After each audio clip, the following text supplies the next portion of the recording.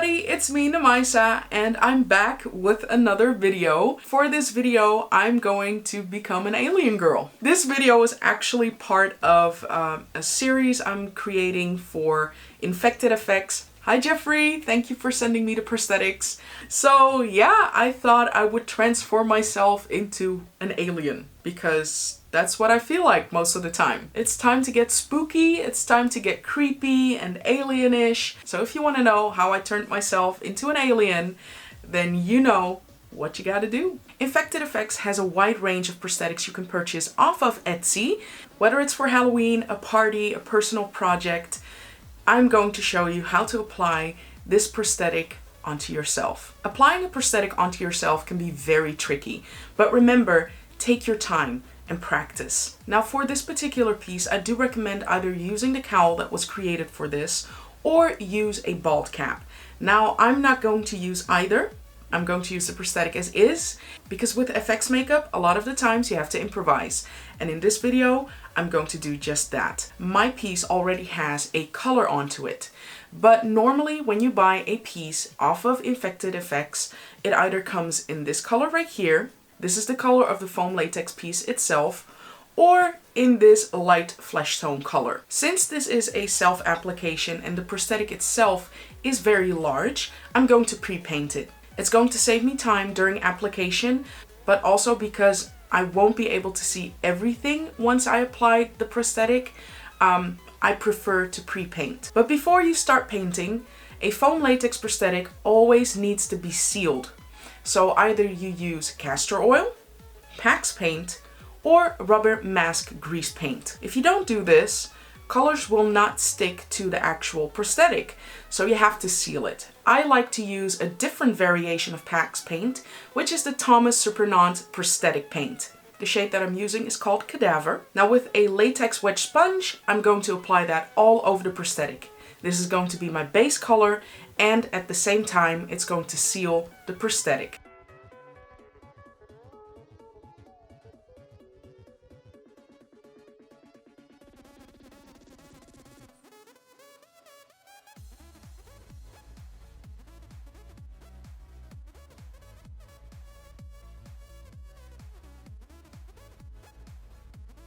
Now I'm going to create some texture. And even though this is a fantasy character, I still like to have the skin look a little bit realistic. So what I'm going to do is use my Skin Illustrator Sequel Primary Plus Alcohol Activated Palette. This one was designed by Thomas Surprenant. You can of course use any other alcohol activated makeup palette. I just happen to use this one right here. Now to activate these colors, you're going to use this.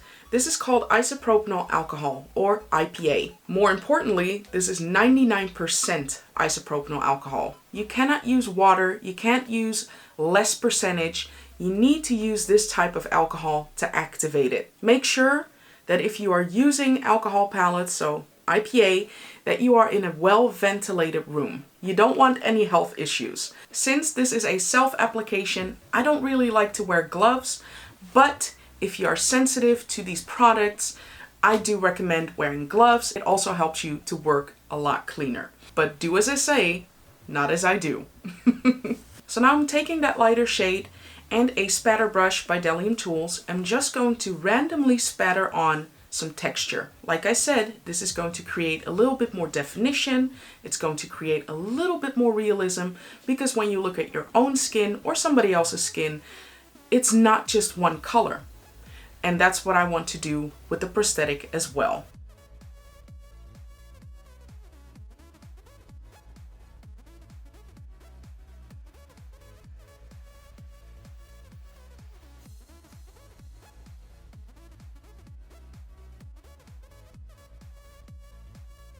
Once I've done that, I'm actually going to switch over to my airbrush. Now, if you're not familiar with airbrushing, you've never done this before, you could actually stick to rubber mask grease paints or maybe even just the alcohol palettes. If you're more comfortable with that, please stick to that. When it comes to airbrushing, I often like to use the airbrush formulas of these exact colors or these Endura paints by European Body Art. Now with medium pressure, on my airbrush, I'm going to use this European Body Art alcohol-based airbrush paint. It's called Bruise Red, And I'm going to softly apply that around the eyes, a little bit in the temples of the prosthetic. I just want to create kind of translucent skin. I like to create washes of color.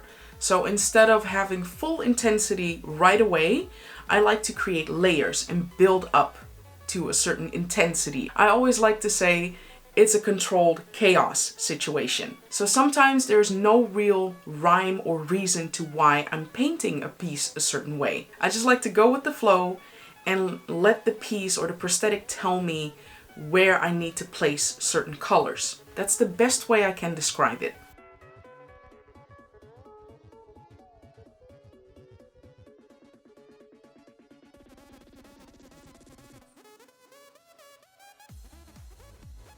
Once I've done that, I'm taking a more purple airbrush color and I'm going over those exact same areas just to intensify it a little bit more. So I'm going into the lines of the eyes. I'm also kind of using that shade to contour the temple area and the fine lines of the prosthetic. It's kind of building up and blending these shades together.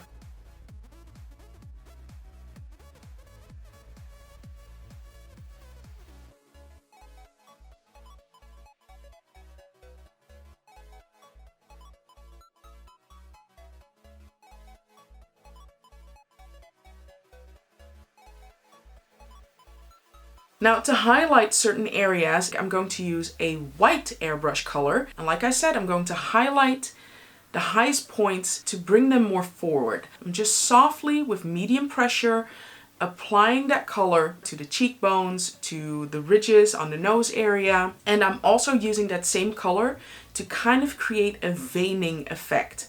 So I'm loosely holding my airbrush gun and I'm just squiggling all over the forehead. Create a really irregular, but at the same time, very natural pattern.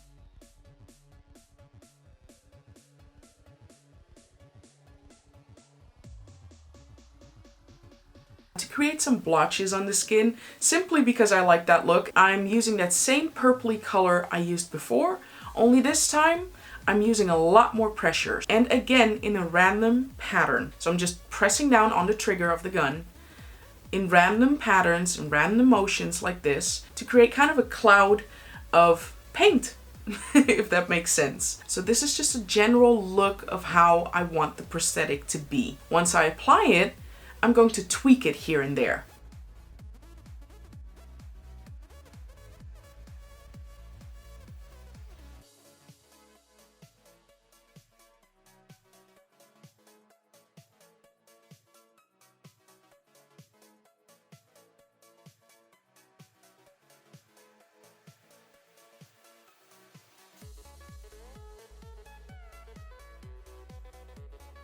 Now, while I was painting, I obviously had more light so you could see what I was doing. So let me dim down the lights so you can actually see what the paint looks like.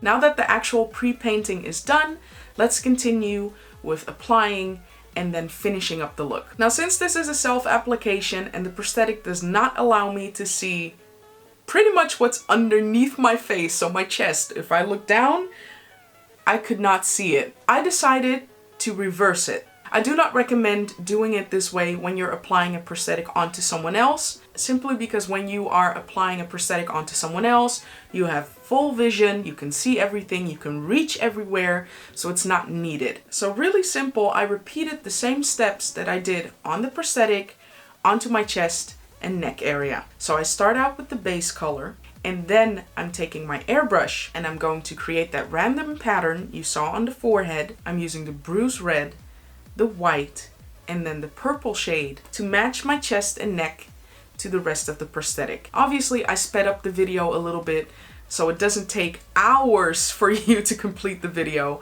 But when you're doing this or when you're practicing, take your time. Everybody makes mistakes. I make mistakes. And that's okay. You learn from them.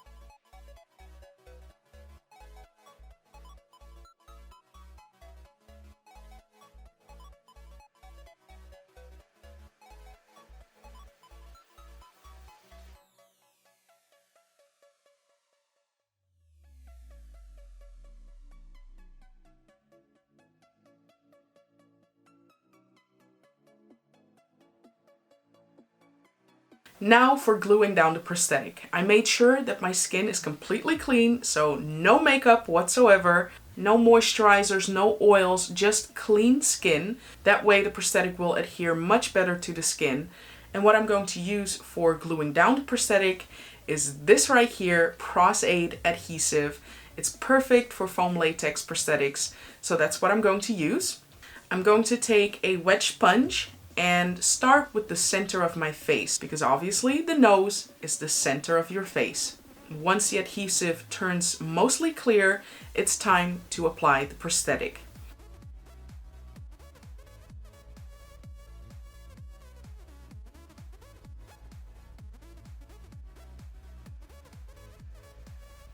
So now that the prosthetic is adhered to the center of my face, I'm going to glue down the rest. So I'm taking a little Q-tip and the same adhesive, and I'm just going to lay the prosthetic down section by section. Make sure that when you're laying your prosthetic down, that you cover every inch of where the prosthetic is going to be. Once you move your face or move the area where you've applied the prosthetic, you're going to see that pocket of air trapped underneath. So you want to make sure that every section of the face or the area where you're applying your prosthetic is covered in adhesive.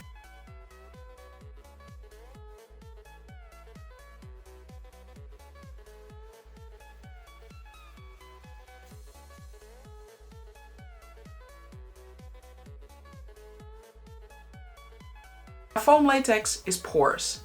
So what I'm going to do with the edges is apply adhesive on top. It's going to seep through and obviously reach your skin. So you don't need to go underneath, you can just apply the adhesive on top, on the edges.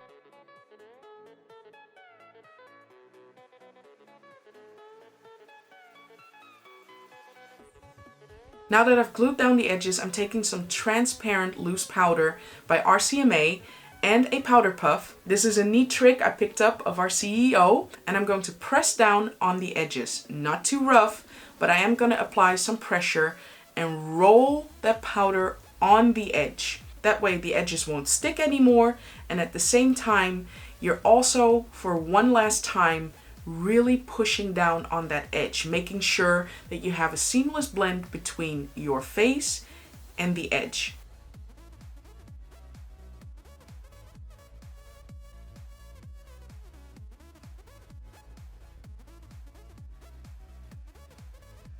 Now that the prosthetic has been glued down, it's time to finish it up. So I'm laying down that base, so that prosthetic paint, then I'm taking my airbrush to connect the lines I created on the cheekbones of the prosthetic to my own face.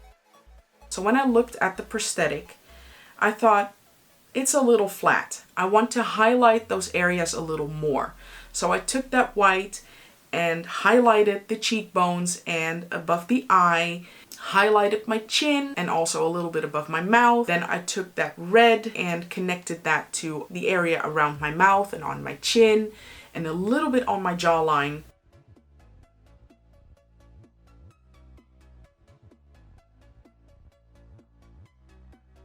Basically what I did was intensify the colors a little bit more. I also used that bruise red airbrush color on my lips to match it to the rest of the prosthetic to kind of make natural looking small lips.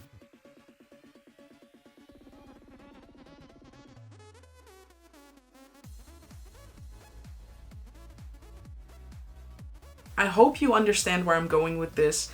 It's a lot of going back and forth with your products or with your colors. Once I was happy with the result, I popped in the shells, so the eye shells, and the eye shells you receive are actually clear. So you can create a design on it or just paint them one color like I did. The way I painted these allow for no vision at all. Now, since I have help with taking my pictures and the final video, it was no problem for me. Also, when you have a model for a photo shoot, for example, it shouldn't be a problem at all. But if you are going to walk around for, let's say, Halloween or another personal project, I do recommend painting around the eye area with a dark grease paint or maybe even eyeshadow. And then for the eye shells themselves, maybe not paint them as opaque so you can still have some vision. So let me dim down the light so you can see the paint.